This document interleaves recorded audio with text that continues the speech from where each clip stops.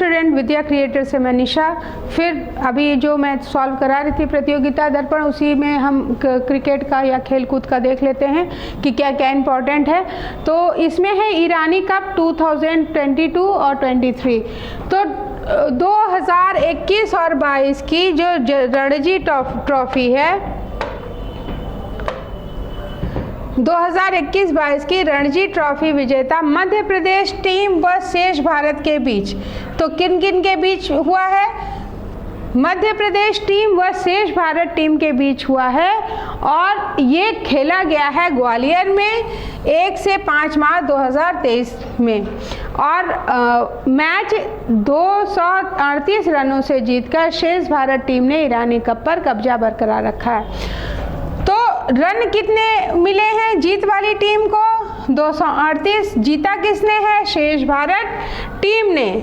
और कब्जा बरकरार रखा है, यानी ये जो है दूसरी बार ये जीत रही है। पिछले वर्ष भी ईरानी कप विजेता रही है। और नेतृत्व किया है मयंक अग्रवाल ने। तो यहाँ पे ईरानी कप में मेन क्या है कि ये जो है मध्य प्रदेश टीम और दूसरा शेष भारत टीम के बीच हुआ है, पहली चीज। दूसरा है दोनों में जो विजेता रही है शेष भारत टीम रही है, कितने रनों से? तो 238 रनों से जीत हासिल की है। ये जो ईरानी कप हुआ है कहाँ पे हुआ है? तो ग्वालियर में हुआ है, ग्वालियर में हुआ है। और फिर इसका जो शेष भारत टीम है उसका नेतृत्व किसने किया है? मयंक ने किया है, मयंक अग्रवाल के नेतृत्व में हुआ है। और ये जो टीम है ये दूसरी बार विजेता रही है, ठीक है। इससे पहले वाले में भी ये विजेता रही है। क्लियर हो गया? तो इसमें क्या क्या है कि ईरानी कप कब हुआ है? 2022-23। इसमें आपका मध्य प्रदेश टीम व शेष भारत टीम ने भाग लिया है। शेष भारत टीम किसके नेतृत्व में हुई है? मयंक अग्रवाल के। और यही विजेता रही है, दूसरी बार भी यही विजेता, पिछली बार भी यही विजेता थी, यानी दूसरी बार ये विजेता बनी है। और कितने रनों से? तो 238 रनों से जीत हासिल की है। और ये कहाँ पे हुआ है? ग्वालियर में हुआ है।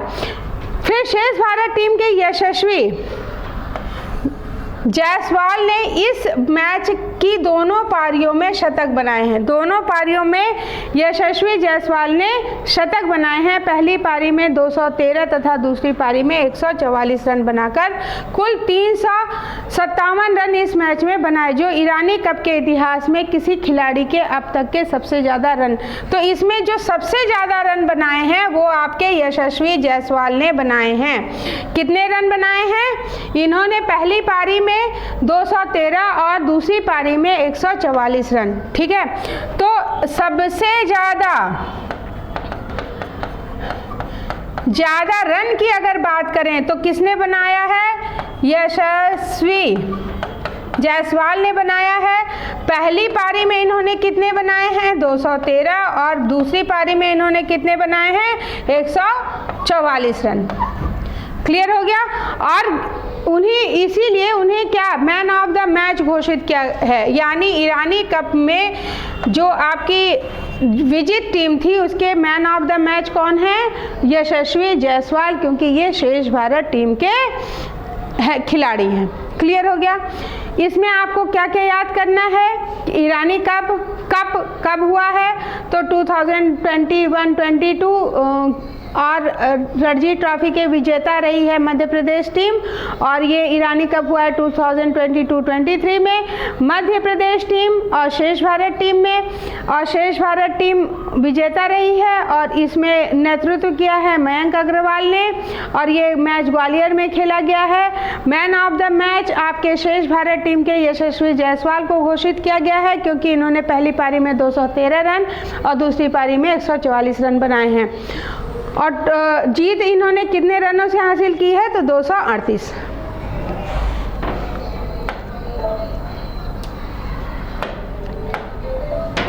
फिर बात करते हैं दक्षिण अफ्रीका वेस्ट इंडीज टेस्ट श्रृंखला 2023।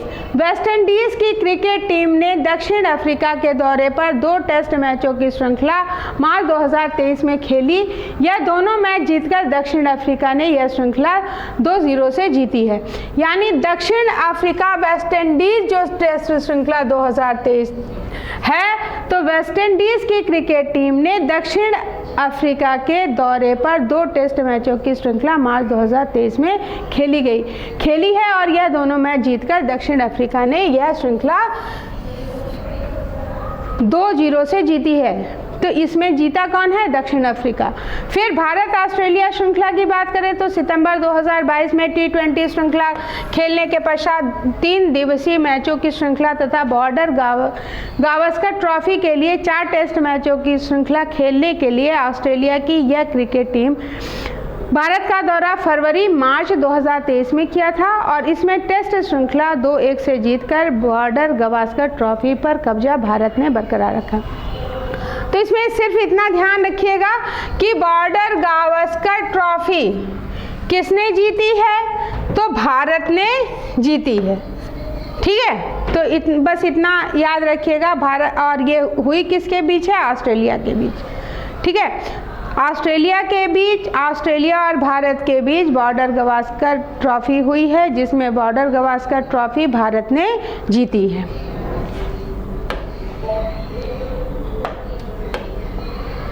टेस्ट श्रृंखला के पहले दोनों मैच भारत ने जीते, जबकि इंदौर के तीसरे टेस्ट ऑस्ट्रेलिया ने जीते। अहमदाबाद में चौथा टेस्ट अनिर्णित रहा है। अब अगर इसकी बात करें तो इस जो टेस्ट श्रृंखला है, पहले दोनों मैच किसने जीते हैं? भारत ने। 2 भारत ने जीते हैं और फिर तीसरा हुआ है इंदौर में जिसको ऑस्ट्रेलिया ने जीता है। फिर जो अहमदाबाद में हुआ है, इसमें चौथा मैच ये अनिर्णित रहा है। इस श्रृंखला का तीसरा टेस्ट जीतने के साथ ही ऑस्ट्रेलिया ने अंकों के आधार पर विश्व टेस्ट चैंपियनशिप फाइनल में स्थान सुनिश्चित कर लिया था। श्रृंखला में विजय के साथ ही भारत का भी विश्व टेस्ट चैंपियनशिप फाइनल में स्थान सुरक्षित हो गया था।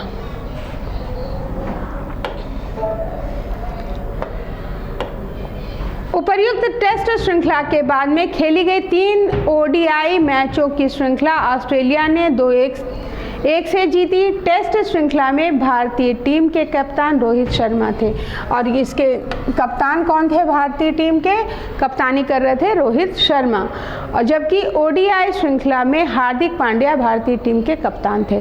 और अगर इसकी बात करें ODI श्रृंखला की, तो इसमें किसने कप्तानी करी है? हार्दिक पांड्या ने।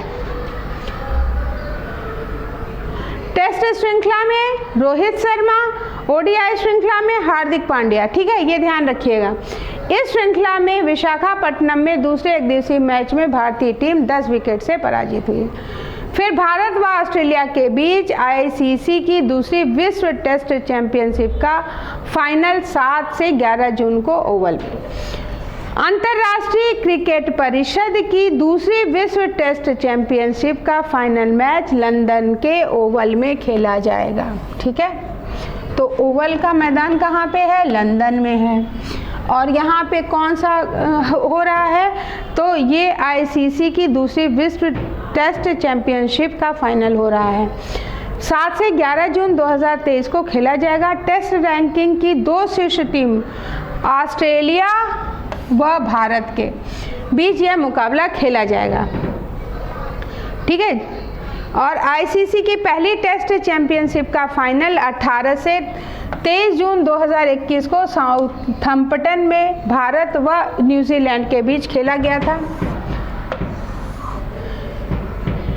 ICC की पहली टेस्ट चैंपियनशिप का मैच कहाँ खेला गया था? तो साउथहैम्पटन में भारत व न्यूजीलैंड के बीच खेला गया था, जिसमें भारतीय टीम को 8 विकेट से हराकर न्यूजीलैंड ने पहला खिताब जीत लिया था। दूसरा कहाँ हो रहा है? ओवल में। ओवल कहाँ पे है? लंदन में। और किन टीमों के बीच हो रहा है? तो ऑस्ट्रेलिया और भारत के बीच।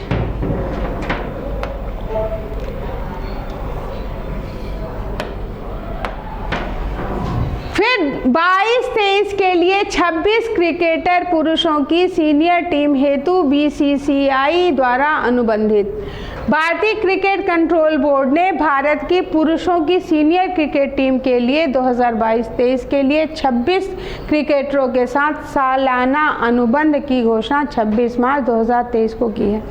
ठीक है, तो कितने क्रिकेटर हैं? 26 क्रिकेटर। और पुरुषों की सीनियर टीम के लिए 26 खिलाड़ियों को 4 श्रेणियों में बांटा गया है, ए, बी और सी। A+, B और C अनुबंधित किया गया है। पिछले वर्ष 21-22 के लिए अनुबंधित खिलाड़ियों की संख्या कितनी थी? 27।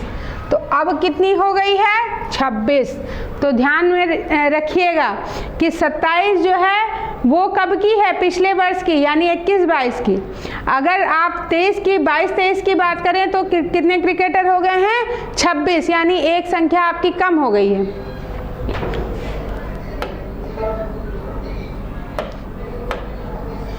ए श्रेणी में अनुबंधित जो क्रिकेटर हैं, पिछले वर्ष की तरह इस वर्ष भी पुरुष खिलाड़ियों के लिए सर्वोच्च A+ श्रेणी में अनुबंधित राशि आपकी 7-7 करोड़ है, जबकि ए श्रेणी के लिए यह 5-5 करोड़ है, बी श्रेणी के लिए 3-3 करोड़ है और सी श्रेणी के लिए अनुबंध के मामले में यह राशि आपकी 1-1 करोड़ है। ठीक है, A+ श्रेणी में 4 खिलाड़ियों को शामिल किया गया है। ये इंपॉर्टेंट है, देख लीजिएगा। विराट कोहली है, रोहित शर्मा है, जसप्रीत बुमराह है और रविंद्र जडेजा है। ठीक है, और जबकि ए श्रेणी में 5 और बी श्रेणी में 7 तथा सी श्रेणी में 12 क्रिकेटरों को इस वर्ष रखा गया है। तो A+ में कितने हैं? A+ में आपके 4 हो गए और ए में आपके कितने हो गए? ए श्रेणी में आपके 5 हो गए। बी श्रेणी में कितने हो गए? बी श्रेणी में है आपके 7 और सी श्रेणी में कितने हैं आपके? 12 क्रिकेटर रखे गए हैं, जिसमें ए श्रेणी में जो क्रिकेटर हैं वो आपके विराट कोहली जी हैं, रोहित शर्मा हैं, जसप्रीत बुमराह हैं और रविंद्र जडेजा हैं। फिर 2022-23 के लिए अनुबंध पाने वाले पुरुष क्रिकेटरों की पूरी सूची यहाँ पे दी हुई है, तो देख लीजिएगा एक बारी। वैसे मैंने बता ही दिया है, रोहित शर्मा, विराट कोहली, जसप्रीत बुमराह और रविंद्र जडेजा।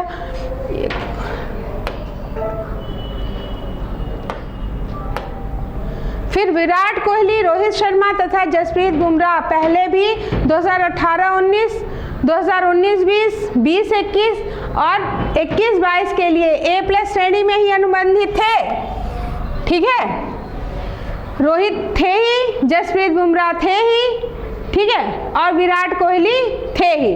तो अब आपके कौन बचे हैं जो अभी शामिल किए गए हैं?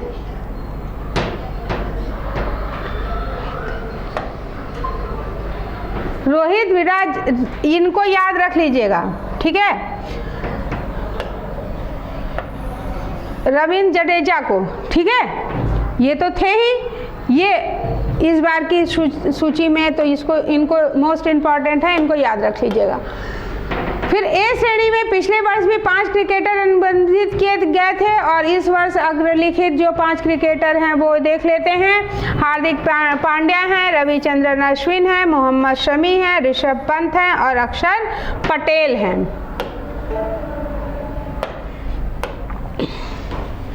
ये तो आपके सी श्रेणी के हैं। तो भारतीय क्रिकेट खिलाड़ियों का वेतन अगर देखें तो अक्टूबर 22 से सितंबर 23 की अवधि के लिए भारतीय क्रिकेट कंट्रोल बोर्ड द्वारा घोषित खिलाड़ी और उनकी अनुबंध राशि। तो अगर A+ की बात करें तो हम लोग ने डिस्कस कर लिया है। अगर ए की बात करें तो हार्दिक पांड्या, आर अश्विन, मोहम्मद शमी, ऋषभ पंत, अक्षर पटेल। अगर आप बी श्रेणी की बात करें तो आपके चेतेश्वर पुजारा, KL राहुल, श्रेयस अय्यर, मोहम्मद सिराज, सूर्य कुमार यादव, शुभमन गिल। और अगर सी श्रेणी की बात करें तो उमेश यादव, शिखर धवल, शार्दुल ठाकुर, ईशान किशन, दीपक हुड्डा और यजुवेंद्र चहल, कुलदीप यादव, वाशिंगटन सुंदर, संजू सैमसन, अर्शदीप सिंह और KS भरत। ये सब आपके किसके हैं? सी श्रेणी के हैं। इनकी राशि कितनी है? 1 करोड़।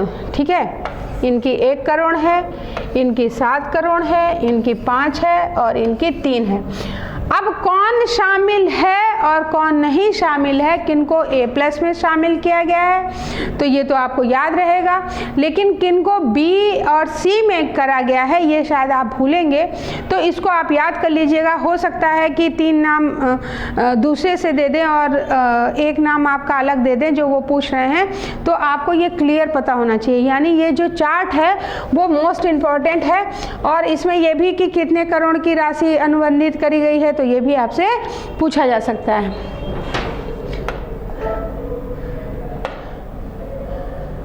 तो ये मैं अभी चार्ट के माध्यम से मैंने बता ही दिया है, तो इसको अब नहीं देखते हैं।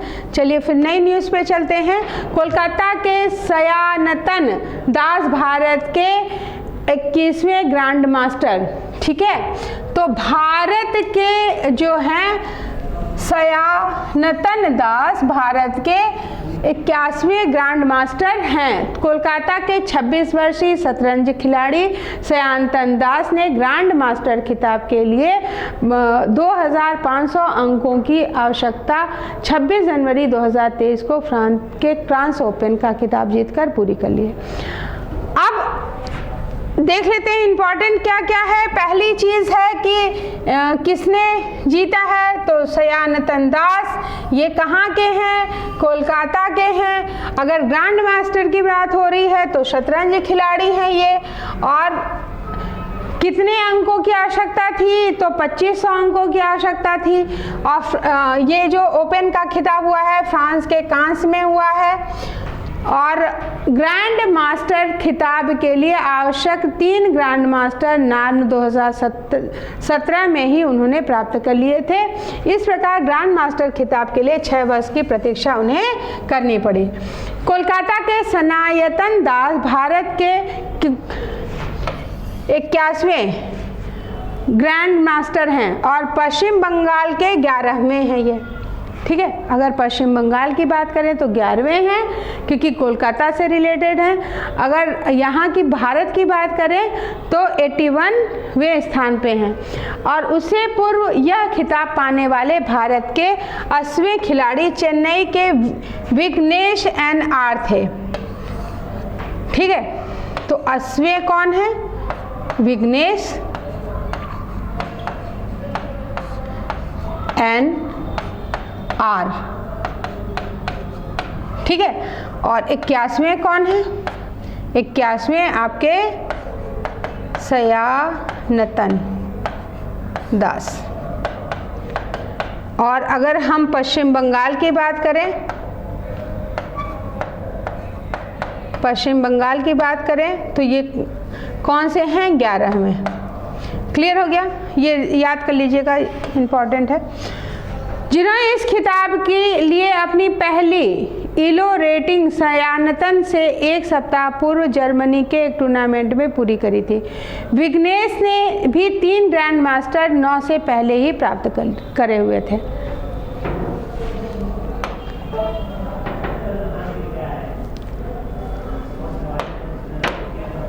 उल्लेखनीय है कि विघ्नेश के बड़े भाई विशाख NR ने भी ग्रैंड मास्टर खिताब 2019 में प्राप्त कर लिया था तथा वह भारत के 59वें ग्रैंड मास्टर बने थे। विशाख व विघ्नेश की जोड़ी भारत की पहली 2 ग्रैंड मास्टर भाइयों की पहली जोड़ी। अब यहाँ पे ये मोस्ट इम्पॉर्टेंट होने वाला है कि भारत की पहली 2 ग्रैंड मास्टर भाइयों की जोड़ी कौन सी है, या पहली जोड़ी जो 2 भाइयों की है ग्रैंड मास्टर की वो कौन है, तो विशाख और विघ्नेश।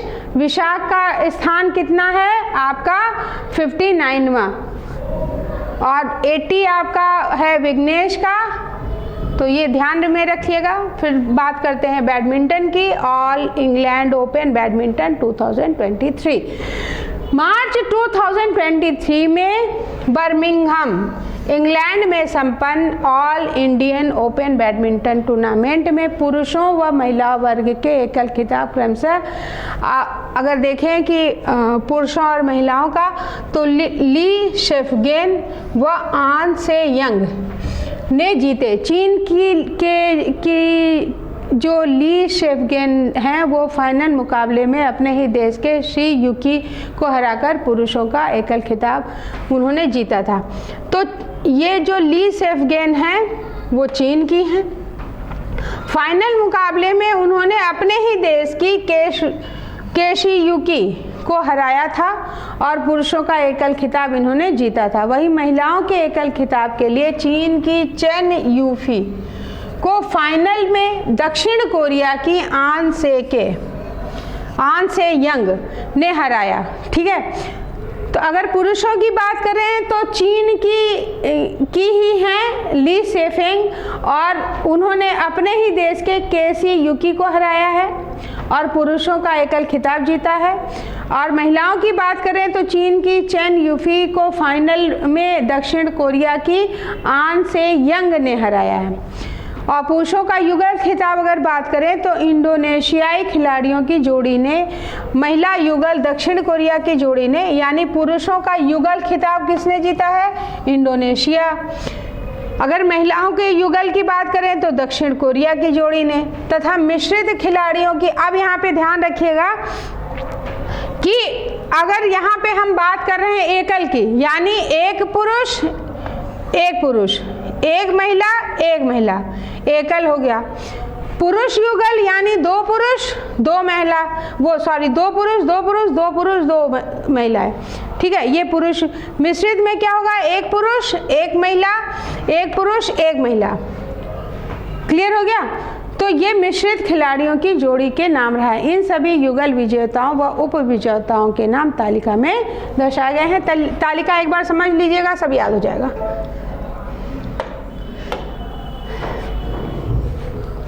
पुरुष एकल, महिला एकल। पुरुष एकल मतलब एक पुरुष इधर रहेगा, एक पुरुष इधर रहेगा। ठीक। महिला एकल में एक महिला इधर रहेगी, एक महिला इधर रहेगी।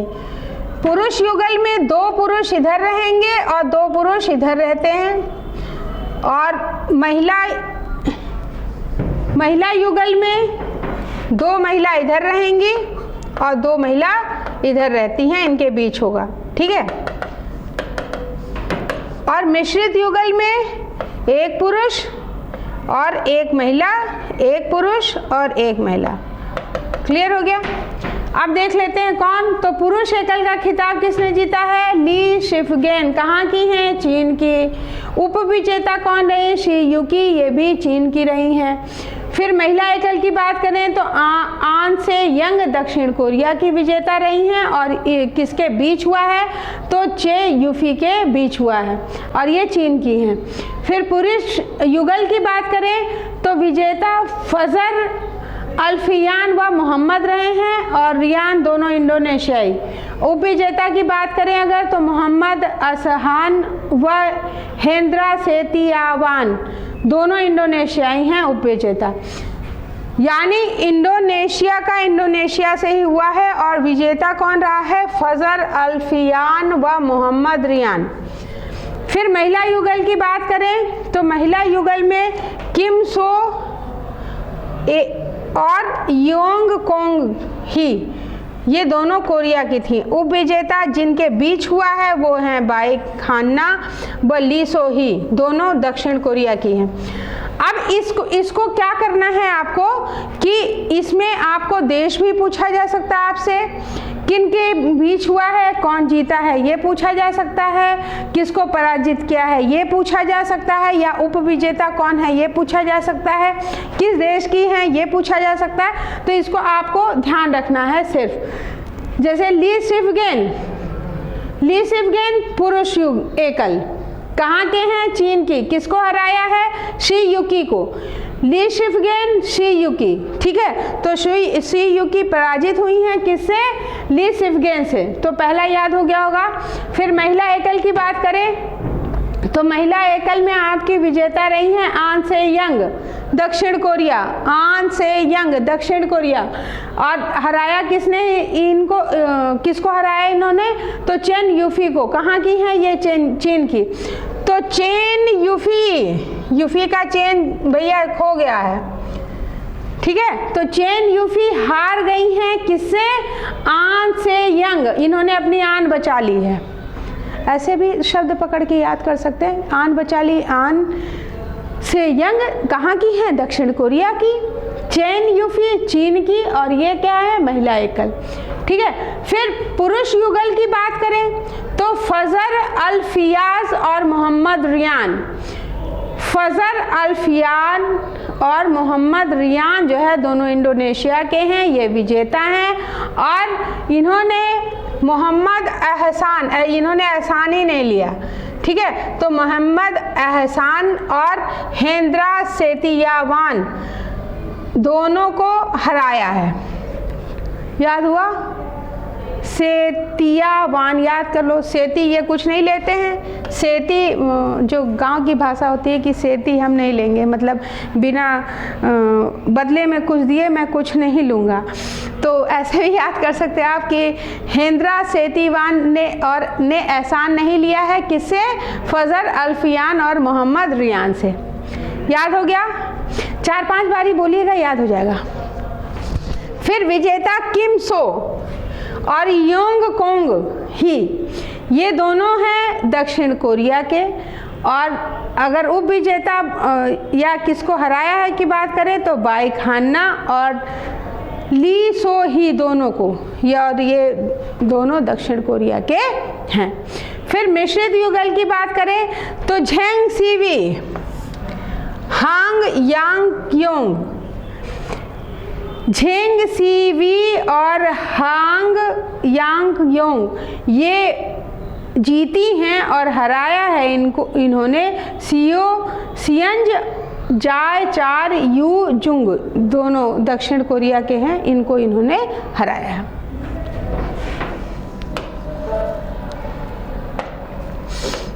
देखते हैं स्विस ओपन में भारत के सात्विक रैंकीरेड्डी और चिराग शेट्टी की जोड़ी का युगल खिताब। भारत के सात्विक साईराज रैंकीरेड्डी, पहले तो इनका पूरा नाम याद कर लीजिएगा, सात्विक साईराज रैंकीरेड्डी और चिराग शेट्टी की जोड़ी 21 से 26 मार्च 2023 को स्विट्जरलैंड के बासेल में संपन्न स्विस ओपन बैडमिंटन से रिलेटेड है, ये भी ध्यान रखिएगा। तो पहला सात्विक साईराज रैंकीरेड्डी का पूरा नाम याद कर लीजिएगा, और बैडमिंटन स्विस ओपन बैडमिंटन से संबंधित है, ये याद रख लीजिएगा। पुरुषों का युगल खिताब, जैसा हमने बोला है कि युगल खिताब अगर पुरुषों का है तो 2 पुरुष एक तरफ होंगे और 2 पुरुष एक तरफ होंगे, बीच में आपकी नेट लगी होती है। जीतने में सफल रही भारतीय जोड़ी ने सुपर 300 स्तर का यह लक्ष्य आज खिताब रियान शियानग्यू और टेन कियांग की चीनी जोड़ी को फाइनल में हराकर जीता। अब किसको हराया है? रियान शियानग्यू और टैंग कियांग की जोड़ी को, ठीक है। ये उपविजेता रही हैं, विजेता आपके ये रहे हैं कि चीनी जोड़ी को फाइनल में हराकर जीता। भारतीय जोड़ी का वर्ल्ड टूर में यह 5वां खिताब है। अगर वर्ल्ड टूर की बात करें तो इसका 5वां खिताब है। पिछले वर्ष सात्विक व चिराग की जोड़ी ने इंडियन ओपन व फ्रांसीसी ओपन का खिताब जीता था। ये हैं आपके सात्विक साईराज और रैंकीरेड्डी और ये हैं चिराग शेट्टी। इन दोनों की जोड़ी इससे पहले जीत चुकी है इंडियन ओपन और फ्रांसीसी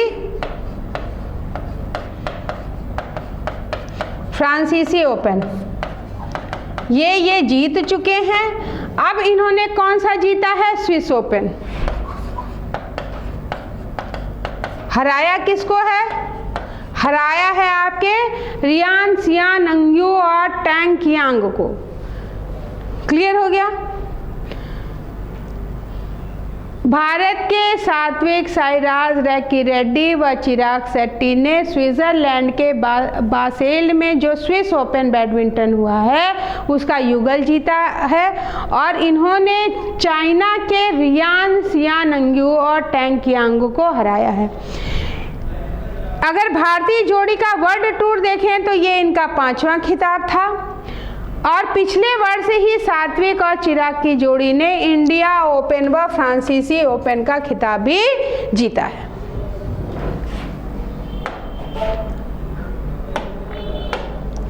इस टूर्नामेंट का पुरुष का एकल जापान के कोकी वातानाबे ने व महिलाओं का एकल थाईलैंड की पोर्नवावी चोचुवोंग ने अपने नाम किया है। अगर हम इस टूर्नामेंट की बात करें तो पुरुष का एकल किसने जीता है? कोकी वातानाबे, और ये कहाँ की है? जापान की है। अगर महिलाओं के एकल की बात करें तो जीता है आपके पोर्नवावी चोचुवोंग ने, ये कहाँ की है? थाईलैंड की।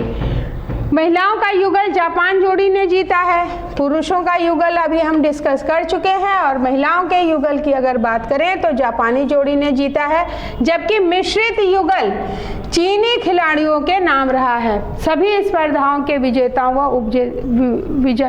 विजेताओं की जो सूची है वो हम लोग एक बारी देख लेते हैं। ये देखिए, पुरुष विजेता अगर बात करें तो कोकी वातानाबे जापान की, किसको इन्होंने हराया है? तो चोउ टिएन चेन चाइना और ताइपेई की। फिर महिला की अगर बात करें विजेता तो पोर्नपावी चोचुवोंग है थाईलैंड की, और अगर उप विजेता की बात करें तो मिया ब्लीचफेल्ड डेनमार्क की। पुरुष युगल की अगर हम बात करें तो विजेता है सात्विक। पुरुष युगल की अगर बात करें तो सात्विक साईराज रैकी रेड्डी व चिराग शेट्टी भारत। ये इंपॉर्टेंट है, ये जरूर से याद कर लीजिएगा, विजेता और उप विजेता। ठीक है। महिला युगल की अगर बात करें तो विजेता है रेना मेयाउरा और आयो कासा कुरामोटो जापान की, और उप विजेता है यूकी फुकुशिमा व सायाक जापान और हिरोता। मिश्रित अगर बात करें तो जियाना झेनबांग व विया क्विस चीन की, और युगल उप विजेता की गोहसून हुआत व सेवोन जेमी लाई मलेशिया की। अब आप लोगों को विजेता तो बेटा याद ही होना चाहिए, ठीक है, विजेता तो याद करना ही है, साथ में उप विजेता भी आपसे पूछा जा सकता है कोई भी एग्ज़ाम हो। और अगर आप पीसीएस और आईएएस दे रहे हैं तब तो ये चार्ट आपको पूरा रटना ही पड़ेगा। ठीक है, तो भारत तो मुझे लग रहा है कि याद हो गया होगा। अब आप लोगों को करना क्या है, पहले आप पुरुष एकल और महिला एकल याद कर लीजिएगा पहले। जब ये अच्छी तरह याद हो जाए तो फिर आप महिला युगल और मिश्रित युगल पे आइएगा। क्लियर हो गया? तो जब आप इसको याद करेंगे, या देश पूछा जा सकता है कि किसके बीच हुआ था या कौन जीता था, किस देश को जीत मिली थी, ऐसे भी पूछा जा सकता है। तो ये मैप जरूर से याद कर लीजिएगा।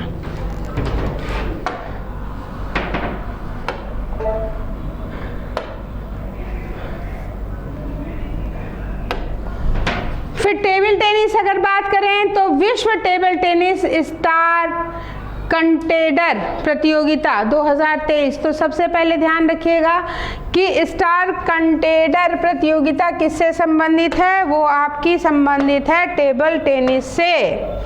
ठीक है, स्टार कंटेडर। अंतर्राष्ट्रीय टेबल टेनिस महासंघ की विश्व टेबल टेनिस स्टार कंटेडर प्रतियोगिता का आयोजन गोवा के पणजी में हुआ है। ठीक है, इसका आयोजन कहाँ हुआ है? गोवा पणजी में मार्च 2023 में संपन्न हुआ। इसमें पुरुष व महिला वर्ग के एकल खिताब चीनी खिलाड़ी ने ही जीते हैं। जो एकल खिताब है किसने जीता है? चीन ने जीता है। चीन के लियांग जिंगकुन ने फाइनल मुकाबले में अपने ही देश के लिन सिडोंग को हराकर पुरुषों का एकल खिताब जीता। वहीं महिलाओं के एकल खिताब के लिए चीनी ताइपे की चेन चियांग को फाइनल में विश्व की चौथी नंबर की खिलाड़ी चीन की ही वांग यीदी ने हराया। पुरुषों का युगल खिताब अगर बात करें तो दक्षिण कोरिया की जोड़ी ने, तथा महिलाओं के युगल की बात करें तो जापानी खिलाड़ियों की जोड़ी ने इसको जीता है।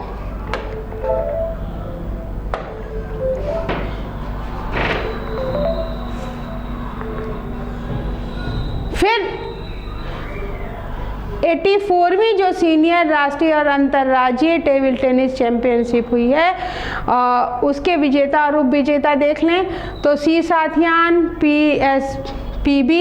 ये अगर आप किसी विशेष एग्ज़ाम दे रहे हैं, जैसे अगर बिहार या उत्तर प्रदेश ऐसे कुछ दे रहे हैं तो यहाँ पे इम्पोर्टेंट होने वाला है। वैसे बहुत ज़्यादा इम्पोर्टेंट नहीं है, एक बारी बस देख लीजिएगा, हो सकता है पूछ लें, अदरवाइज़ ये उतना इम्पोर्टेंट नहीं है। ठीक है, कि राष्ट्रीय और अंतर्राज्यीय टेबल टेनिस है तो यूपी का तो कोई जीता नहीं है।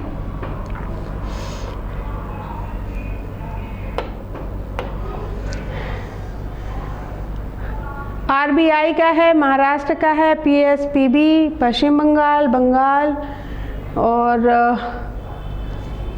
ठीक, एक नज़र देख लीजिएगा, अगर पूछे तो फिर छूटे ना आप लोगों का।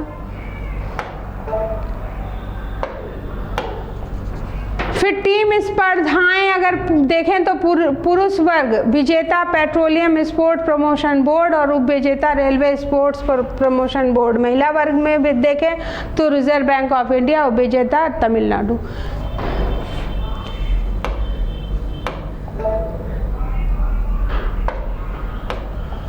फिर tennis BNP Paribas Open Indian Wells Masters Rohan Bopanna का 2023 रोहन बोपन्ना का किताब अगर देखें तो वर्ष 2023 का BNP Paribas open tennis tournament, जिसे इंडियन वेल्स टूर्नामेंट नाम से भी जाना जाता है। ठीक है, तो पहली चीज़ ध्यान में रखिएगा कि BNP Paribas open tennis tournament, इसको और किस नाम से जाना जाता है तो इसको जाना जाता है इंडियन वेल्स टूर्नामेंट के नाम से। क्लियर हो गया। इंडियन वेल्स कैलिफोर्निया में 6 से 19 मार्च 2023 को संपन्न हुआ। कहाँ पे हुआ है? कैलिफोर्निया में। पुरुषों के टूर्नामेंट का यह कौन सा था? 49th तथा महिलाओं के लिए यह कितना था? 34 और संस्करण था। और भारत के रोहन बोपन्ना ने ऑस्ट्रेलिया के मैथ्यू एबडेन के साथ जोड़ी बनाकर इस लेवल 1000 का पुरुष का युगल खिताब जीतने में सफलता प्राप्त की है, इसलिए ये आपका इम्पोर्टेंट है। अगर भारत विश्व में कहीं भी छोटी सी भी जीत दर्ज कराता है तो वो आपके लिए इम्पॉर्टेंट है, इसलिए इसको याद रखिएगा। ठीक है, और यहाँ तो आपके जो है इंडियन वेल्स टूर्नामेंट की बात हो रही है तो ये तो इम्पोर्टेंट होगा ही। इस टूर्नामेंट के पुरुष व महिला वर्ग के एकल खिताब क्रमशः कार्लोस अल्कराज तथा एलेना राइबाकिना ने जीते। स्पेन की अल्कराज ने फाइनल मुकाबले में रूस की डेनिल मेदवेदेव को हराकर पुरुषों का एकल खिताब जीता। वहीं महिलाओं का अगर एकल की बात करें तो बेलारूस की आर्यना सबालेका को फाइनल में कजाकिस्तान की एलेना राइबाकिना ने हराया। अल्कराज का जहां यह 8वां ATP खिताब है, राइबाकिना का यह 4था WTA खिताब है। ठीक है, 2023 का ये पहला है। तो एक बार और देख लेते हैं, इस टूर्नामेंट में पुरुष व महिला वर्ग के खिलाड़ी का हुआ है। तो अगर हम पुरुष वर्ग में देखें तो कार्लोस अल्कराज जो है इनको जीत मिली है। एलेना राइबाकिना ने जीता है।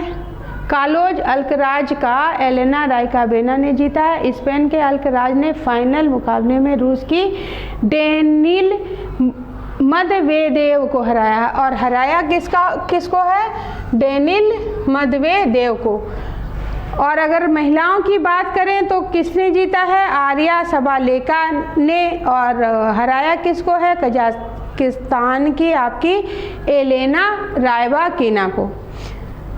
फिर इस टूर्नामेंट में पुरुषों के युगल की खिताब अगर करें तो भारत के रोहन बोपन्ना, जैसा हम बता चुके हैं, और ऑस्ट्रेलिया के मैथ्यू एबडेन की जोड़ी ने फाइनल में जीत की है।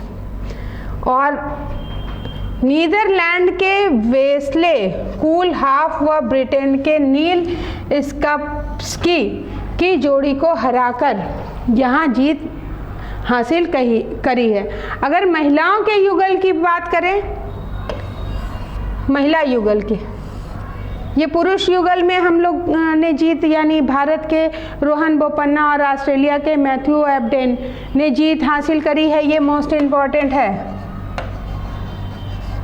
क्लियर हो गया? तो ये है, लेकिन एक बार और देख लेते हैं। महिलाओं के युगल की बात करें तो बारबोरी क्रेजसिकोव व कैटरीना सिरियाकोवा की चेक गणराज्य की जोड़ी ने ब्रिटिश हड्डाड व लाउरा सिंगमुंडी की जोड़ी को फाइनल में सिंगमुड की जोड़ी को फाइनल में इन्होंने हराया है। इस टूर्नामेंट की सभी स्पर्धाओं की विजेताओं और उपविजेताओं के नाम एक बार तालिका में देख लेते हैं तो याद हो जाएगा। ये डिटेल मैं एक बार इसलिए दे रही हूँ कि एक बार अगर इसको पढ़ लेंगे, फिर अगर आप इसको चार्ट में देखते हो तो आपको और अच्छी तरह याद हो जाएगा। ठीक है, तो इसको एक बार ही आपने देखा, फिर एक बार चार्ट में सही से पढ़ लीजिए तो याद हो जाएगा। फिर से देख लेते हैं। अगर पुरुष टूर्नामेंट युगल की बात करें तो किसको मिला है? रोहन बोपन्ना और ऑस्ट्रेलिया के मैथ्यू एबडेन। किससे इन्होंने जीता है? नीदरलैंड के वेस्ले कूलहाफ और ब्रिटेन के नील स्कप्स्की की जोड़ी को हराया है। महिलाओं के युगल की अगर हम बात करें तो जीत हासिल की है बारबोरी क्रेजसिकोवा और कैटरीना सिरियाकोवा। ये कहाँ की हैं? चेक गणराज्य की हैं। हराया किसको है इन्होंने? ब्रिटिश हड्डाड जो ब्राज़ील की हैं और लाउरा सिगमुंड जो जर्मनी की हैं। इन जोड़ी को इन्होंने पराजित किया है।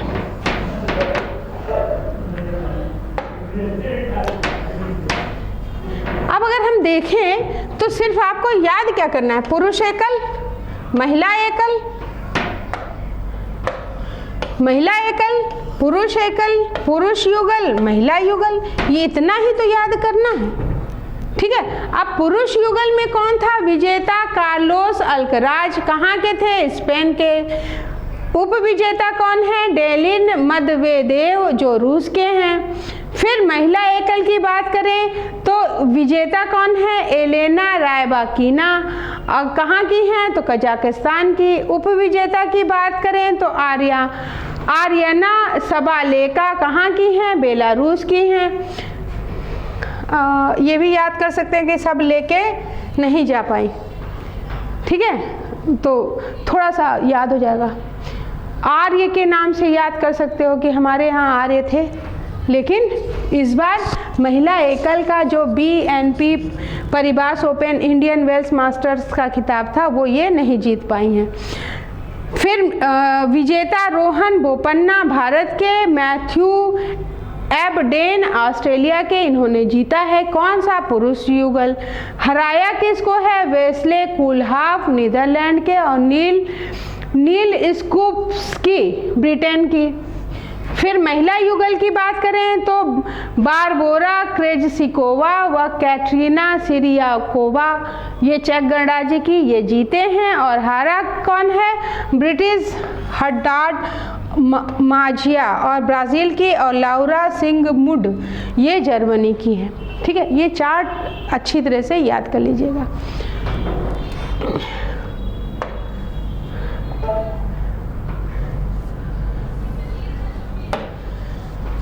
अब आप कोशिश करिएगा कि एक ही साथ मत याद करिएगा, एक दिन में या एक टाइम में सिर्फ एक याद करिएगा।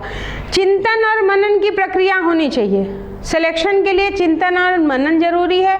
बहुत पढ़ा है वो मैटर नहीं करेगा, जो पढ़ा है वो याद है कि नहीं ये आपके लिए ज़्यादा इम्पॉर्टेंट है। इस वजह से कोशिश करिएगा कि जितना पढ़ें, अगर एक पैरा पढ़ा है तो एक पैरे में कितने क्वेश्चंस बन सकते हैं वो हमको याद है कि नहीं वो इम्पॉर्टेंट है। तो क्या करिए, आप उतना ही करते करते बार बार रिवाइज करिए। एक छोटी सी कार्ड टाइप की चिट भी आती है जो अधिकतर हम लोग लिए रहते थे कि कुछ भी काम कर रहे हैं तो वो लिया और उसमें देख लिया। तो आज का जितना आपको पढ़ना है उस पर वो नोट कर लिया, ब्लैंक एक कार्ड की तरह होती है। छोटी सी खाली रहती है, तो उसमें आपने 5 पॉइंट इधर लिखे, 5 पॉइंट पीछे लिख लिए, 10 पॉइंट लिखे। अगर आप सब्जी लेने जा रहे हैं या टहल रहे हैं या आप कुछ अपना काम कर रहे हैं तो उस कार्ड को बार बार जेब में रखे रहिए या अपने पास रखे रहिए, देखते रहिए, ठीक है। और उससे क्या होगा कि बहुत जल्दी याद हो जाता है। टहल भी रहे हैं तो भी बीच बीच में देख लिया। तो ये काम आपको करना पड़ेगा, तभी आप जो है चीज़ें ज़्यादा याद कर पाओगे, क्योंकि बहुत लेंदी है सिलेबस, तो याद तो करना ही है। कैसे करना है उसका शॉर्टकट मैं बीच बीच में आपको बताती रहूँगी। सानिया मिर्जा का पेशेवर टेनिस से संन्यास। भारत की टेनिस स्टार सानिया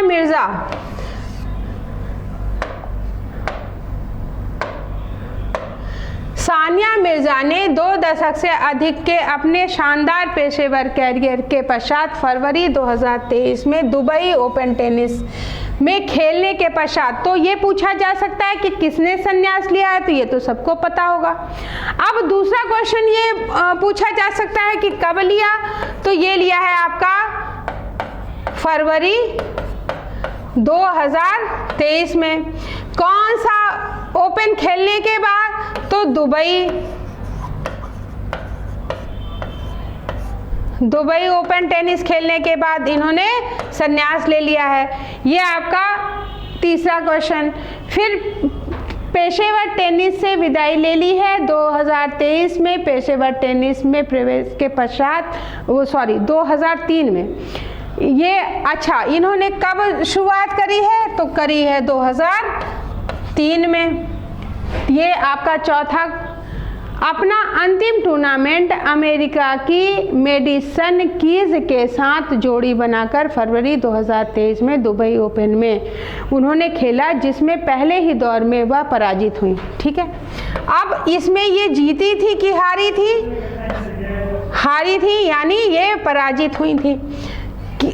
किसके साथ खेला था इन्होंने ये, तो ये इन्होंने अपना अंतिम जो टूर्नामेंट था वो खेला था मेडिसन कीज के साथ। क्लियर हो गया? मेडिसन कीज के साथ खेला था जोड़ी बना करके, और दुबई ओपन में महिला युगल, और पहले ही दौर में ये पराजित हुई थी। दुबई ओपन के पश्चात टेनिस से संन्यास की घोषणा इन्होंने करी है, और ये कितने इयर्स की हैं? 36 वर्षीय। क्लियर हो गया? ये क्या क्या इसमें इम्पोर्टेंट है? पहली चीज़ कि किस टेनिस खिलाड़ी ने संन्यास लिया है, तो वो सानिया मिर्जा हैं। कब लिया है, तो 2023 में दुबई ओपन टेनिस खेलने के पश्चात। किसके साथ इन्होंने खेला था? एकल खेला था कि डबल खेला था? तो डबल खेला था। किसके साथ खेला था? तो अमेरिका के मेडिसन कीज के साथ। फिर कितनी वर्षीय हैं ये? 36 वर्षीय हैं। और इन्होंने खेल की शुरुआत कब करी है? तो 2003 में करी है। यही सब आपके क्वेश्चन से इम्पॉर्टेंट है। और किस ओपन के पश्चात, ये मोस्ट इम्पॉर्टेंट है कि इन्होंने टेनिस से संन्यास की घोषणा करी है। क्लियर हो गया? इससे बाहर आपका क्वेश्चन बनना नहीं है, ऐसे ही तो पढ़ना है, ठीक है। क्वेश्चन निकालना है, और जिस दिन आप क्वेश्चन निकालना सीख जाएंगे, सिलेक्शन होना शुरू हो जाएगा। भाई आना तो वही है। अब अगर हम देखें कि बाबर की उपलब्धियां, तो बाबर की तो वही उपलब्धियां हैं ना, अलग से तो है नहीं। और या ना वो अलग से युद्ध कोई लड़ेगा, ठीक है।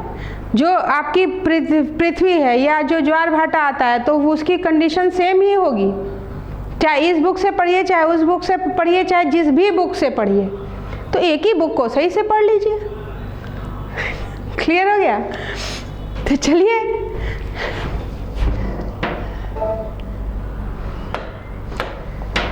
अपने 2 शतक के पेशेवर टेनिस कैरियर में 6 ग्रैंड स्लैम युगल इन्होंने जीते हैं, ठीक है। 6 ग्रैंड स्लैम, ये भी इंपॉर्टेंट है। कितने ग्रैंड स्लैम जीते हैं? ग्रैंड स्लैम की संख्या कितनी है? 6 ग्रैंड स्लैम युगल। कुल, अगर कुल की बात करें, टोटल की, तो कुल 43 खिताब जीते हैं। उनके 6 युगल ग्रैंड स्लैम खिताब, जिनमें 3 महिला युगल, 3 जो है उन्होंने किसके साथ खेले हैं? मार्टिना हिंगिस के साथ। 6 में से 3 इन्होंने किसके साथ खेले हैं? मार्टिना हिंगिस के साथ जोड़ी बनाकर, और 2 मिश्रित युगल जो है इन्होंने महेश भूपति के साथ खेले हैं। और 2 मिश्रित युगल की अगर बात करें, मिश्रित युगल जैसा मैं बता चुकी हूँ, एक पुरुष एक स्त्री, तो ये किसके साथ खेले हैं इन्होंने? महेश भूपति के साथ। तथा एक मिश्रित युगल इन्होंने खेला है, और एक किसके साथ खेला है? ब्रूनो सोरेस के साथ। ये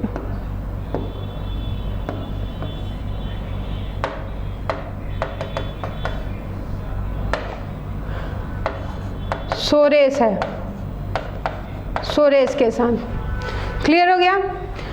अगर हम देखें तो इसमें है 2 दशक का इन्होंने खेला है, जिसमें अगर बात करें तो 6 ग्रैंड स्लैम युगल इन्होंने खिताब सहित कुल 43 खिताब जीते हैं। उनके 6 युगल ग्रैंड स्लैम खिताब में अगर देखें तो इसमें 3 महिला युगल उन्होंने खेले हैं मार्टिना हिंगिस के साथ, और 3 में से 2 जो है मिश्रित युगल उन्होंने महेश भूपति के साथ खेला है, और एक मिश्रित युगल जो है वो इन्होंने ब्रूनो सोरेस के साथ खेला है, जो कहाँ के हैं? ब्राज़ील के।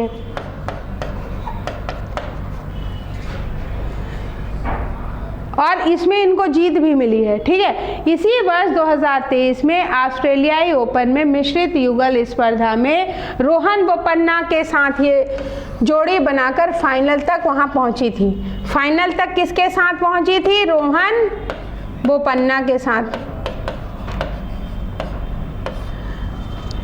युगल रैंकिंग के 91वें सप्ताह तक नंबर 1 रैंकिंग उन्होंने प्राप्त भी करी थी। ठीक है, बाकी पीछे मैं आपको समझा चुकी हूँ। इसमें यही मेन क्वेश्चन बन सकता है, वो याद कर लीजिएगा कि ग्रैंड स्लैम युगल कितने जीते हैं? तो 6 जीते हैं। कुल अगर खिताब की बात करें तो 43 जीते हैं, जिसमें से 3 उन्होंने मार्टिना हिंगिस के साथ खेले हैं, और 2 मिश्रित अगर हम देखें तो महेश भूपति के साथ खेले हैं, और एक मिश्रित जो है उन्होंने ब्रूनो सोरेस के साथ खेले हैं, जो ब्राज़ील के हैं। और इन्होंने अगर 2023 ऑस्ट्रेलियाई ओपन मिश्रित युगल की बात करें तो ये जो है खेली हैं रोहन बोपन्ना के साथ, और फाइनल तक भी वहाँ पे पहुँची थी। तो आपके प्री में भी इससे क्वेश्चन बन सकता है, मेंस में भी बन सकता है, और इंटरव्यू में भी आपसे पूछा जा सकता है। तो प्रतियोगिता दर्पण या जो करंट होती है बेटा, वो हम कहते हैं कि 6 महीना या 1 साल पढ़ लीजिए, लेकिन वो आपके मेंस में, इंटरव्यू में या मेंस में अगर आप डिटेल लिख रहे हो तो वहाँ पे उसको पुट कर सकते हो। इसलिए चीज़ें जो मोस्ट इम्पॉर्टेंट हैं उसको याद ही रखना है आप लोगों को। फिर मुक्केबाजी की बात करते हैं तो महिलाओं के विश्व मुक्केबाजी चैंपियनशिप 2023 4 स्वर्ण पदकों के साथ भारत का पदक तालिका में शीर्ष स्थान। तो भारत को यहाँ पे स्वर्ण पदक मिले हैं 4, और इसके साथ भारत अब शीर्ष स्थान पे आ गया है। अंतर्राष्ट्रीय मुक्केबाजी संघ, जिसका पुराना नाम था AIBA के तत्वावधान में महिलाओं की 13वीं विश्व मुक्केबाजी चैंपियनशिप का आयोजन भारत में नई दिल्ली में 15 से 26 मार्च 2023 को हुआ। 65 देशों की 324 मुक्केबाज इस आयोजन के विभिन्न स्पर्धाओं में शामिल हुए थे। रूस व बेलारूस को भी भागीदारी की अनुमति प्रदान किए जाने के कारण अमेरिका व ब्रिटेन सहित 18 देशों ने इनका बहिष्कार किया था। कितने, हाँ, अब यहाँ पे इम्पोर्टेंट क्या है कि कितने देशों के द्वारा बहिष्कार किया गया? तो वो थे 18 देश। क्यों किया गया था? क्योंकि रूस व बेलारूस को भी इस स्पर्धा में शामिल किया गया था और 65 देशों में से 20 देश कोई न कोई पदक जीतने में सफल रहे थे। स्वर्ण पदक जीतकर भारत ने पदक तालिका में शीर्ष स्थान प्राप्त किया है। यहाँ पे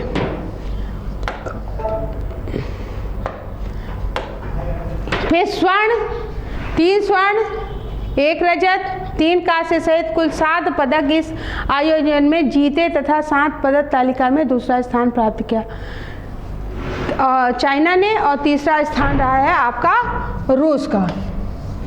इस आयोजन में सभी स्वर्ण पदक विजेताओं को $1-1 लाख, रजत विजेताओं को $50-50 हजार तथा कांस्य पदक विजेताओं को $25-25 हजार की राशि पुरस्कार में प्रदान की गई।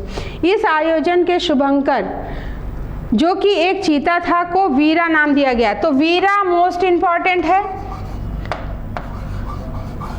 ठीक है, ध्यान रखिएगा कि वीरा किसका शुभंकर है या वीरा क्या है, ऐसे क्वेश्चन पूछा जा सकता है। या इस खेल का शुभंकर क्या था, ये पूछा जा सकता है। अब स्वर्ण पदक विजेताओं को कितनी राशि दी जाती है, ये भी पूछा जा सकता है। रजत विजेताओं को कितनी, ये भी पूछा जा सकता है। कांस्य को कितनी, ये भी पूछा जा सकता है। अब ये भी पूछा जा सकता है कि तीसरा स्थान किसका रहा, रशिया का, और दूसरा स्थान किसका रहा, ये भी आपका पूछा जा सकता है, तो चाइना का। अगर पहला स्थान पूछा जाए तो आपका भारत, ये भी इम्पॉर्टेंट है। साथ में कितने देशों ने हिस्सा नहीं लिया, क्यों नहीं लिया, ये भी आपका इम्पॉर्टेंट है।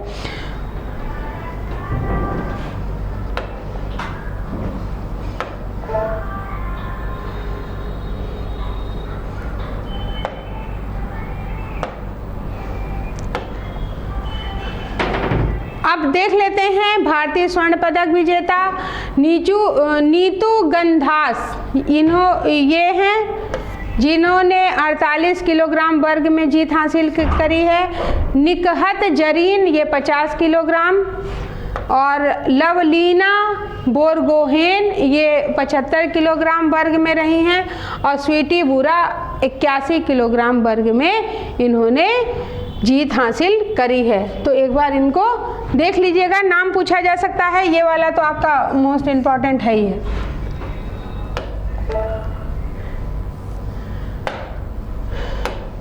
फिर हैदराबाद तेलंगाना की 26 वर्षीय निकहत जरीन ने पिछले वर्ष इस्तांबुल में भी विश्व मुक्केबाजी में स्वर्ण पदक जीता था। ठीक है, तो इनका ध्यान रखिएगा, ये कहाँ से रिलेटेड हैं, तेलंगाना हैदराबाद से, और कितने वर्षीय हैं, 26 वर्षीय, और पिछले वर्ष कहाँ जीता था, तो इस्तांबुल में विश्व मुक्केबाजी में स्वर्ण पदक मिला था। इस प्रकार विश्व मुक्केबाजी चैंपियनशिप में 2 या अधिक स्वर्ण पदक जीतने वाली दूसरी भारतीय महिला मुक्केबाज हो गई हैं, इसलिए ये मोस्ट इंपॉर्टेंट है। ठीक है, तो आपको निकहत को याद ही करना पड़ेगा। सॉरी,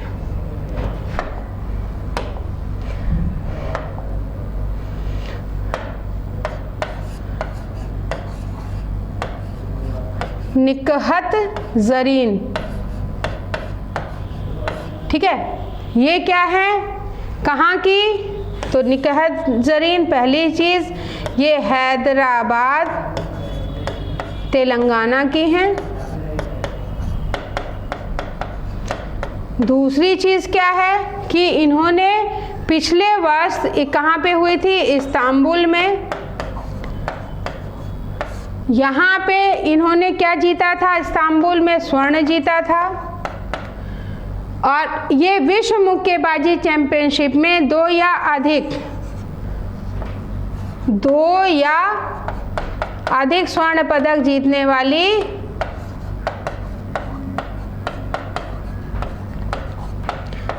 वाली दूसरी महिला हो गई हैं। क्लियर हो गया, दूसरी भारतीय महिला मुक्केबाज हो गई हैं। इससे पूर्व भारत की MC मैरी कॉम ने 6 स्वर्ण पदक जीते थे, ये दूसरी हैं। ठीक है, पहली कौन है,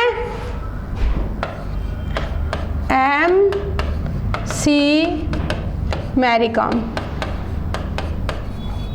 क्लियर हो गया? कितने जीते थे? 6। ये 2 या 2 से अधिक जीती हैं।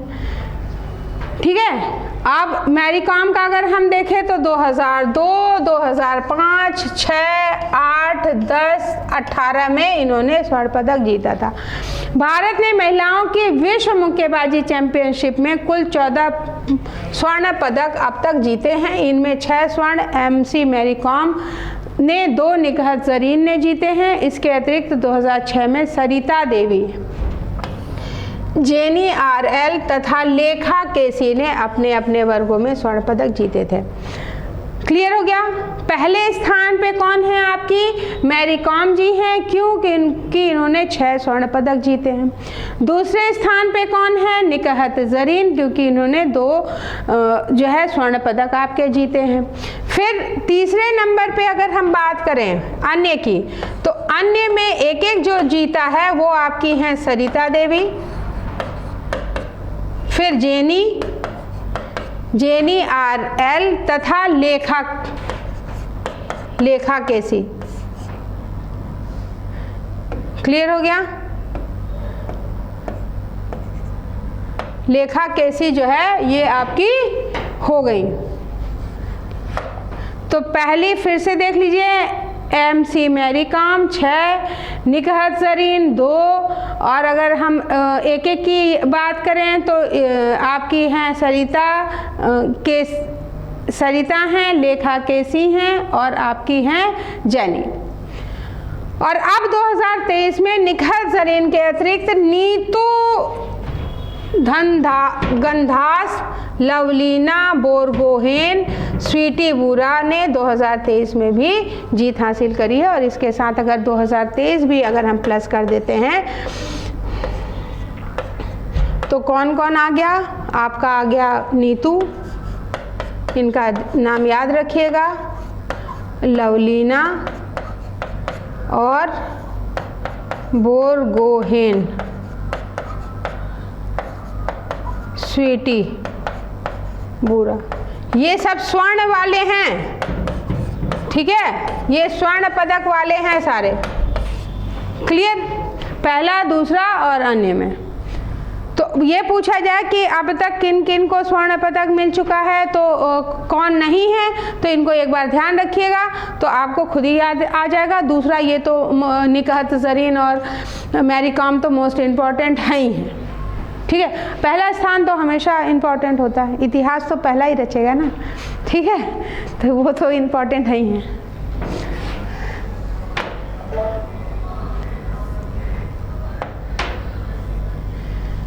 फिर पदक तालिका में पहले 5 देश की अगर बात करें तो यहाँ पे जो पहला है वो आपका भारत रहा है, जैसा कि मैं बता चुकी हूँ। 3 का डिस्कशन अभी हमने कर लिया है।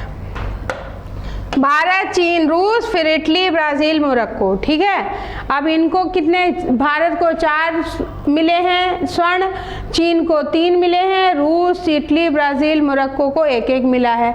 रजत की बात करें तो रजत भारत को नहीं मिला है, सिर्फ स्वर्ण ही मिले हैं। चाइना की बात करें तो 1 इनको रजत मिला है, रूस को 1 रजत मिला है, इटली को 1 रजत मिला है।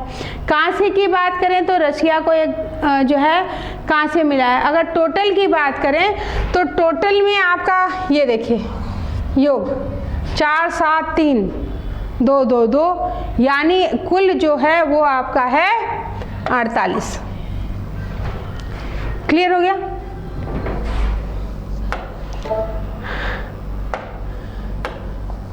फिर हॉकी की बात कर लेते हैं। क्रेग फुलटन भारतीय हॉकी टीम के नए मुख्य कोच, मोस्ट इम्पॉर्टेंट है। ठीक है, तो कौन आपके भारतीय हॉकी टीम का कोच हुआ है? Craig Fulton.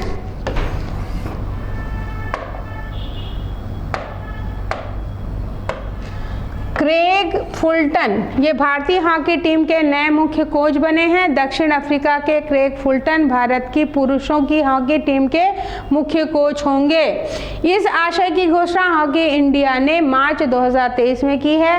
यानी हॉकी के नए कोच की अगर हम बात करें कोच की, तो कोच कौन बन गए हैं आपके?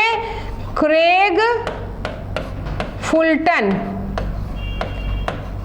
ठीक,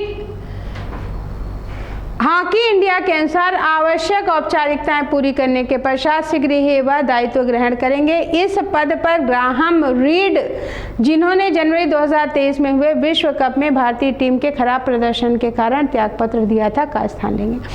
अब ये किसके स्थान पे आए हैं? ग्राहम रीड की जगह।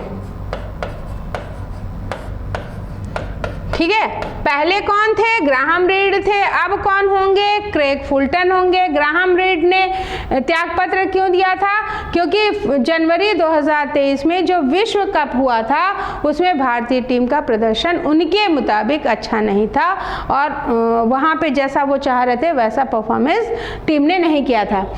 और ये कितने वर्ष के हैं? ये हैं आपके 48 वर्ष के। लगभग 25 वर्ष का कोचिंग का अनुभव है इनके पास और 2020 में टोक्यो ओलंपिक्स में स्वर्ण पदक जीतने वाली बेल्जियम टीम के वह सहायक कोच थे।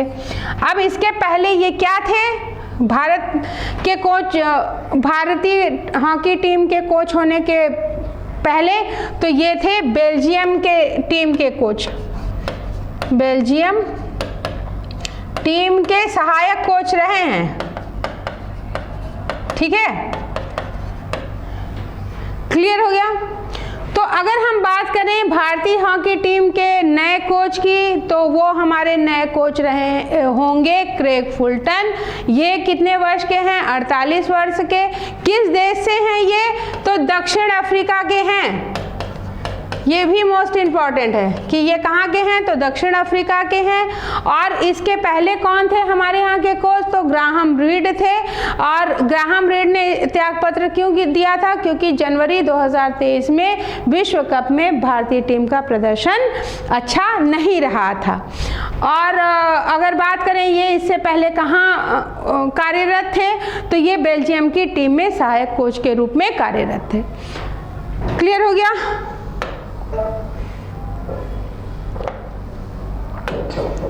फिर फार्मूला 1 रेस, ये याद रख लीजिएगा बस, मेन के 2 फार्मूला 1 रेस का आयोजन हुआ है और 5 मार्च 2023 में बहरीन ग्रांड प्रिंस से हुई और ऐसी 2 रेसों का आयोजन मार्च माह में हुआ।